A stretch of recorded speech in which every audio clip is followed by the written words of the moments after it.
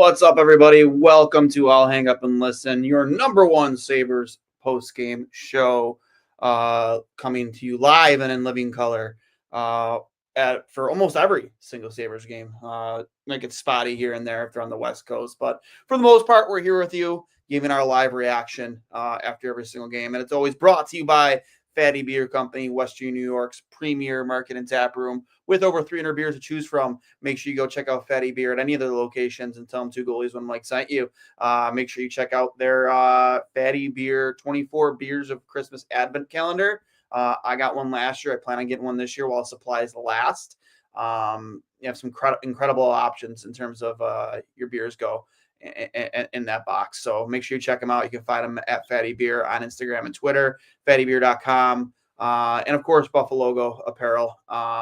Whether you're getting a shirt, your hats, your hoodies, or any type of apparel, they have so many cool things, and they're all locally designed. I know they outsource a lot, help with help other companies with their merchandise. So I'm not sure what the proper terminology for that is, but go check them out at Buffalo Co on Instagram and Twitter, buffalogo.com. We got the hashtag Letterman hat here, minus the dog hair. You can get it on Buffalo Go, the RJ cap right here. Also available in red and black. Just some cool options they have for some of their Sabres product and all local designs. So Sabres lose. They get goalied tonight, 1-0 against the Minnesota Wild. And, I kind of tweeted it out. During the second period. Said this is the definition of getting goalie. Then somebody's, this is not. They're making it easy for him. I tend to agree. Yeah, I wish there was less drive-bys in front of the net, right? I wish this is a game where I think Zach Benson could have been, a little bit more effective had he been more of a pest in front of the net, which you're kind of used to seeing. But they played really well defensively. They defended their front net pretty well. But this is a game, I think, where you miss Jordan Greenway a lot. Jordan Greenway is a big man who is not afraid to go to the blue paint and cause some havoc. Lower the shoulder, gets the net when he does have the puck. We've seen him score quite a few goals in that manner. Just coming in wide, lowering the shoulder, going to the front, going to the front and getting the dirty goals, the garbage goals. That's where tonight was a game where I think you really could have used him. And hopefully, I've heard we get some good news on him coming that we're going to get him back sooner rather than later. So again, wish that was tonight because it could have used him. But regardless, Gustafsson played really, really well. Give credit where credit is due. Yeah, you saw a lot of pucks kind of go into his crest tonight, but he is a big goalie who played big tonight. And if you know what that means is obviously he's a very big goalie, but he got outside of his blue paint. Sometimes when you're a big goalie, you're not afraid to kind of sit inside of your blue paint because you are big and pucks will just hit you. No, Gustafsson's not afraid to get outside the paint and make himself even bigger.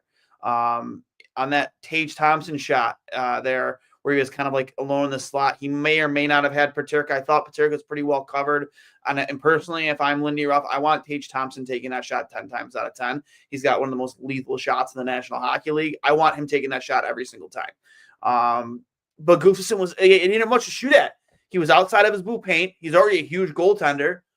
Sometimes you're just going to, in that situation, yeah, you want him to maybe try and pick a corner a little bit. But in the same breath, when you have as good of a shot as him and you don't really have much to shoot at, you're just going to shoot that puck as hard as you can and hope that the goalie opens himself up a little bit, allows himself to open up and creates a hole, whether it's 5-hole or the 6-hole between the arm and the body. Yeah, it sucks, but what are you going to do? When you look at this game, I don't look at it as a game where I thought they deserved to lose. They definitely didn't deserve to lose. They were the better team. I'd say for 50 minutes of this game, minus one shift in the first period, I thought Minnesota really played their best hockey in the first 10 minutes of the third period. The Sabres were the better team. They just were. I thought UPL looked fantastic. I thought Tage looked healthy. I thought Tage looked really good. How can you possibly be upset with the way they played tonight? I sometimes you're going to be the better team, but still lose games. And that's what happened tonight. They were, in fact, the better hockey team, but they lost. So you're just going to run into a good goaltender. And he was locked in. He was seeing literally everything. He would, again, made himself big. But going back to the point I made before, you needed to get more bodies in front of him and just disrupt him. When a goalie is playing that well, and just that locked in, tracking the puck that well, seeing the shots, I mean, you got to disrupt that. You got to get in his face. You got to get in his kitchen. And Minnesota did a good job of doing that tonight. Thankfully, I thought UPL played fantastic. I thought there could have been a few more penalties called against Minnesota. One for a goalie interference call off the UPL save where he got hit in the head.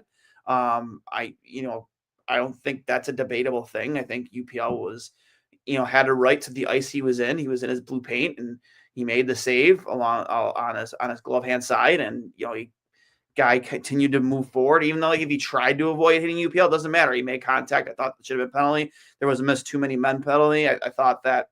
But for the most part, you can't just depend on the refs to make the call every time. You did get some power play opportunities, especially in the first period, that you couldn't capitalize on. So, that's not a reason to point fingers at the referees. You lost 1-0 tonight. You just got to cash in. You got to cash in when you do get those chances. I thought Jack Quinn looked good tonight. I know Mauricio, I see your comment there in the peanut gallery. I'll bring it up here in a second. But, I thought Jack Quinn, this has been some of the best hockey he has played the entire season. It's just the puck's just not going in for him. I know it's a results-oriented business. But, I would not sit him right now just because he's not scoring when he's playing his best hockey. He's getting shots. He's playing with confidence. He's blocking shots. He had a big shot block there, I think, in the first or the second period. And that's winning hockey. That's how you play winning hockey.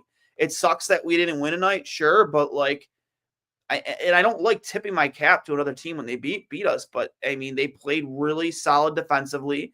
I thought that in the neutral zone, especially there in the third period, they were playing aggressively in the neutral zone, meeting us at the blue line, creating turnovers, and defensively they jam things up a bit. We still got our chances, but you got to find ways to screen a goalie like Gustafsson, who is as big as he is. He can move around, bob his head around bodies. He's lanky. He's going to be able to see pucks better than most other goalies who might be like a 6'1", 6'2". He's going to be able to see around you. So you got to do your best, the best you can to disrupt his line of vision, especially when you're working the puck back at the point, hoping for a deflection. So we're going to hit the peanut gallery here. 38 shots and 87 shot attempts. Buffalo could not score. UPL would have had a shutout, and our first line didn't get all caught up behind the net, giving up that 4-1. Yeah, that 4-1 was ugly. It's not often you see a 4-on-1, but again, that was the one mistake they made all season. All game. And I said this during one of the intermission reports between the first and the second. I said, that's what separates really good teams from just maybe your bad or average teams. It's you could be having a bad night, but at the same time, you find ways to cash in on mistakes and come out with a win. And that's what Minnesota did tonight. Don't make no mistake about it. Minnesota's a good hockey team. This was a test tonight. You may not have won, but you were the better team. So don't look at this at face value and think oh man, this sucks. They lost. Another chance of 4 in a row. No, I just don't see this as that game. You were the better team. You were the better team, and you got goalied. That's what it is. Did everything they could to score, only made one mistake, and it cost them. Exactly. And that's why Minnesota is a great team. Even when they're not on their game, they jump on your mistakes, and they make you pay for it. And they made us pay for it. Too many shots on net block, not enough trash. Gustafsson saw every puck straight on. Quinn needs a demotion. It's a results-oriented business. It's get it done league. Forwards need to make the extra passes fun. Actually, at the end of the game, Tage tried to force a pass there on that offside. I'm just just take that shot, man. Why are you forcing that pass with less than 20 seconds left? Take that shot. You have a top 10 shot in the league. Just take it, right? And he tried to force the pass. It was almost turned over. And then I don't even know if they got a shot on net after that. And the game ended.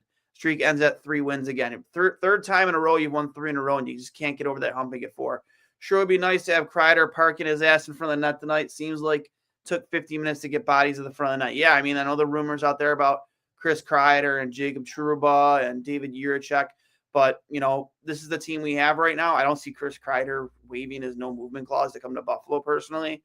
But hey, we'll see what happens. I mean, Rangers are still a good hockey team. I thought that was them really just kind of throwing a smoke grenade in the room and hoping to shake things up a little bit with the mentality, maybe scare guys into playing a little bit better. I don't see them trading Chris Kreider personally. That's just me, or their captain. Wild TV broadcast mentioned the Sabres crashed net last 5 minutes. 2 Sabres in front of net. No second layer of forwards near the slot for rebound. Last 5 minutes. No urgency first 55 minutes. I agree. Like, you needed to be better in front of Gustafsson. You have to get his kitchen, but you waited too long to do that. I still don't think they played bad. I still think they played really well. They generated a lot of chances, but that is something that you needed more out of your forwards to do, was just get bodies to the front and get pucks on net and just cause a disruption. And hopefully you have a puck go off your ass, or, a shin pad or a stick or whatever it might be, and it finds its way to get by Gustafsson. Like, that's, doesn't matter how pretty it was. It's all it matters is a win in. Hard to criticize anyone since they had a good effort. Quit missing the net. What's up with the lineup changing the cloud for line rough needs to adapt, change line changes, and go sit down. Cause he's not going to sit them down. They're not playing bad. He's not going to play. If he didn't sit Quinn when he was playing like shit, he's certainly not going to sit him when he's playing better.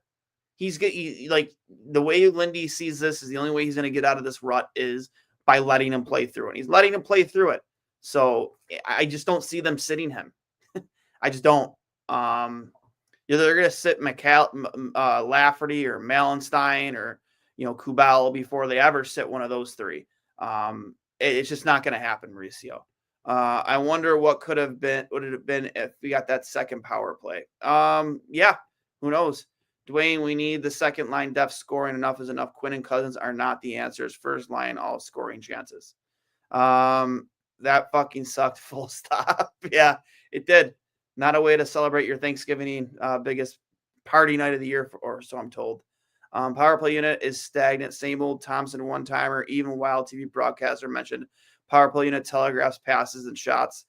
Plus, Gustafsson predicted where the shots are coming from. Yeah, you need to be more creative, without a doubt. I think you want Quinn or Kulik on that other side to draw attention away from Thompson. But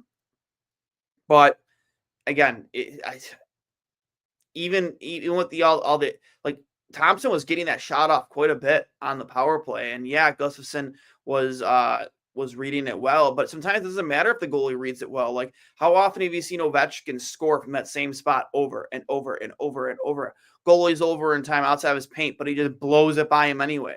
Like, sometimes it just works, even if it's telegraphed and the goalie can anticipate it and move it over. Sometimes it doesn't matter. Like, the shot's coming at you over 100 miles an hour and you can't see it. Sometimes you're moving from your glove side to your blocker side, or vice versa, and sometimes you just blows it right by him. It's happened. We've seen it so many times, like 500 times with Ovechkin alone. So I mean, again, I'm not gonna hate on that on the power play when it works, and they kept on setting that shot up, and it was getting through. He was just missing the net, but it was getting through. Tonight was Quinn's best game of the season. I thought Anaheim was probably his best game of the season, but again, I thought Quinn looked fine. Winning hockey involves opportunistic scoring. Sabres made the goalie easy. No disruptions, no screens, no deflections. Yes, I know, Mauricio. I can't wait for them to give Quinn an extension. Definitely a player we need for 8 more years. That is bridge deal written all over it, Big Fungus, unfortunately. They should have given Joker and Bryson 4-year extensions. Nope. Rangers lost to Carolina. Boston beat Isles. Pittsburgh beat Vancouver. Detroit beat Calgary. St. Louis beat New Jersey. Yeah, I'm not sure where we sit in the standings as of right now. If we're still, I'm assuming we are still sitting in that second spot. But I don't know. Maybe one of you guys could look it up while I'm sitting here talking. But yeah, not again, kind of like a 50-50 night for the Sabres when it comes to the standings. Pittsburgh beating Vancouver obviously isn't good for us. Detroit beating Calgary isn't very good for us. St. Louis beating New Jersey, yeah, they could be good for us. I have no idea. I mean, Rangers beating Carolina. I mean, again, we're not that far behind New York. I'm not sure where Carolina currently sits in the standings. Imagine what would have been tonight if Kaprizov got held in Russia for a war a few years back. Yeah, I mean, I don't know, man. Like, I'd much rather Kaprizov be in the NHL because he looks fantastic. He's a fantastic hockey player. Regardless, outside of the political stuff, like, I just love watching good hockey players play hockey. I don't agree with some of their politics. And you got guys like Dominik Hasek. Is there certain points of view which I tend to agree with, but in the same breath, like, I just love watching players like Kaprizov play hockey because they're so talented. I'm not going to hold you guys up too much tonight because, again, it was only a 1-0 game where I think they definitely deserve to win. But that being said, I know you guys probably all have plans, or maybe you are sitting inside like me tonight. But listen, come back in right after. Enjoy your Thanksgiving dinners. You get Vancouver. I think it's on, is it Friday or Saturday? And again, a tough hockey team. With a lot of talented players on it. They're struggling this year too. I know JT Miller, I think he is still out of the lineup for personal reasons. But a very winnable hockey game. Come back in and get a W and start another 3-game winning streak and hope for 4. You're going to lose games like this. Like, you're going to. They're a good hockey team. I think Minnesota's like 13-3 or 13-4. That's a very well coached, very talented hockey team that has a great goaltender. Like, you're not always going to win that game. That's why it was so imperative that you went undefeated on that West Coast trip, because you give yourself the rope here when you do lose games like this against teams that maybe you should, but you might lose to, or you're expected to lose to. That's why it's so imperative to win those games against teams that you need to beat. That's why that West Coast trip, going 3-0 and getting all 6 points, was so important. JT Miller is burned out, makes millions playing puck, and is burned out. Give me a break, man. Yeah, I don't know what his situation is. I don't know what the reason was. I just do know he was taking a leave of absence for personal reasons. But yeah, we're right back at it after Thanksgiving, and then hopefully we come out with a win against Vancouver. Again, tough schedule, toughest part of the schedule for this season coming up. So, that being said, guys, I want to remind you this has been brought to you by Fatty Beer Company, Western New York's premier market and tap room with over 300 beers to choose from. Make sure you check out their 24 beers of Christmas Advent calendar. One of the most exciting things they do every single year. You can find them at Fatty Beer on Instagram and Twitter, on Facebook. Again, I love going to Fatty Beer whenever I want to catch a game when I'm out with my friends. I go to, shout out to Greg Day over at the Lancaster location, always takes care of us over there. And at Kenmore location, Hamburg, I just said the Lancaster location, the downtown, but there's like 7 or 8 of them. Also just great vibes, live entertainment. They do trivia. They have a mug club membership, which, if there isn't a waiting list, or if there is a waiting list, get on it, because it's worth every penny, especially if you enjoy going there. Make sure you go check them out and get your hands on one of their 24 beers of Christmas Advent calendars, and tell them Two Goalies One Mike sent you. And then, of course, Buffalo Go Apparel. Make sure you check them out at Buffalo Co on Instagram and Twitter, at Fatty Beer on Instagram and Twitter and Facebook. I am Duane from Two Goalies One Mike, signing off. I hope you all have a fantastic Thanksgiving. Happy holidays to you all. And as always, as always, go Sabres.